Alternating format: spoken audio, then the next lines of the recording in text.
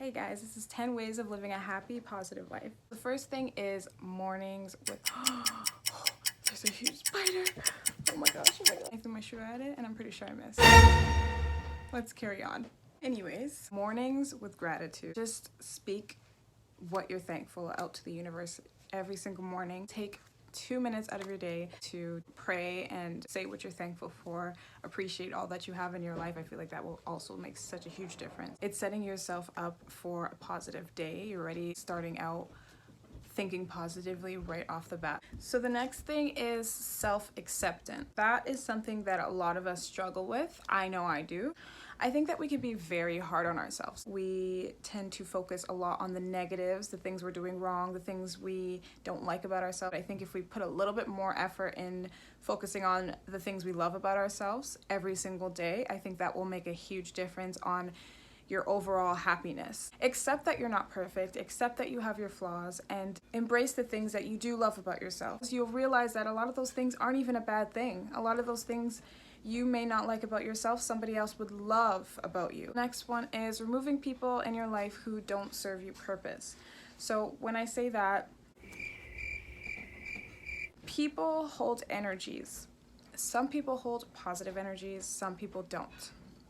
Keeping people in your life who are constantly negative, constantly talking bad about people, hating on you, have a lot of jealousy, stuff like that. Having friends and family like that around you is going to affect you. If I'm having a really good day and I'm happy and I'm with somebody who is angry, miserable, complaining all day, fighting all day, and I'm around that person, my mood, I can guarantee you, I'm not going to be so happy anymore. I'm going to change.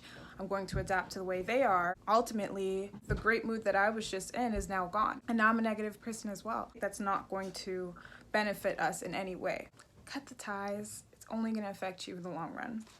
I've had to learn that the hard way. Meditating. Meditating is one of my favorite things to do. There's so many ways that you can meditate, but for me personally, I like to meditate normally laying down, sometimes sitting up, but normally I like to just lay down. I put my headphones in, and then I normally play like a guided meditation on YouTube. I'll just search guided meditation for anxiety, depression, stress, whatever negative feeling I'm feeling in that moment, I will search that up. But there's a lot of guided meditation where it doesn't have to be because of a negative feeling. You can just play it, relax. I find the next day when I wake up from meditating, I find that I always have an amazing day and I'm just really motivated and happy. So it's something that works really well for me. Next one is something that I personally struggle with.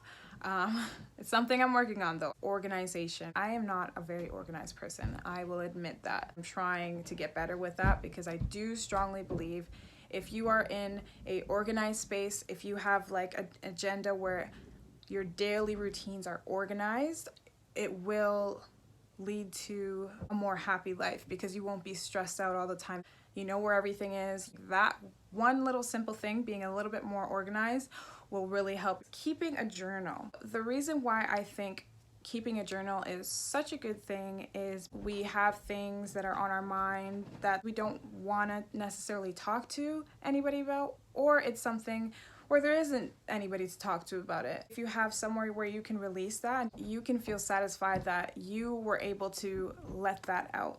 And then it's also something where you can always look back at it and think, wow, that's the place I was in. Look at me now. I'm not in a place like that at all anymore. So it's kind of encouraging as well to look back and see how far you've come. Balancing responsibilities and pleasures. You can get really busy with work and you're just working nonstop all the time, and you make no time for seeing your friends or seeing your family or going to a nice restaurant or going to the movies or wherever you like to do, doing something like that. I think it's still just as important as it is to hustle. It's also important for your mental health to do things that you enjoy to do. It keeps you sane, it keeps you grounded.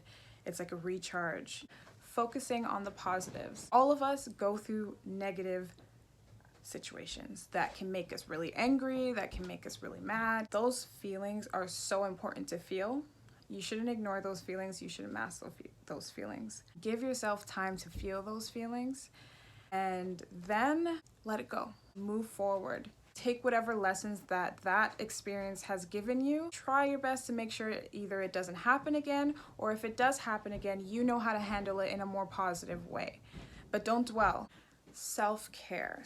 Just taking some time out of your day. Obviously we work, so sometimes we don't have the time every day, so maybe just a day off. Do a nice facial, body scrubs, pedicures, manicures, whatever it is that makes you feel good. It doesn't matter about what other people think, it's about what you feel. Ending it off with the same way how we started, which is ending your night with gratitude.